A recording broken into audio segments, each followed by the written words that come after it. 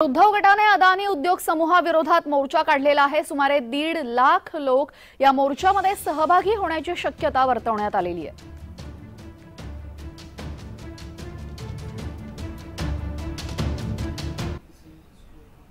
तर याच संदर्भात काही स्थानिक कार्यकर्त्यांशी संवाद साधून त्यांच्या प्रतिक्रिया जाणून घेतलेल्या आहेत। आमचे प्रतिनिधी डॅरिल मिरांडा यांनी पाहूयात।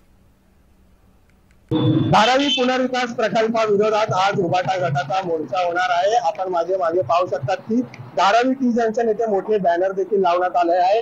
अदानी विरुद्ध विराट मोर्चा असे या बॅनरवर लिहिण्यात आले आहे। तर त्यासोबत धारावीकरांच्या न्यायासाठी मुंबईच्या रक्षणासाठी असं या फलकावर जे आहे ते लिहिण्यात आले। त्यासोबत उद्धव ठाकरे स्वतः या मोर्चाचं नेतृत्व करणार आहेत। या मोर्चासाठी सुमारे 1.5 लाख लोक जे आहेत ते उपस्थित राहणार आहे।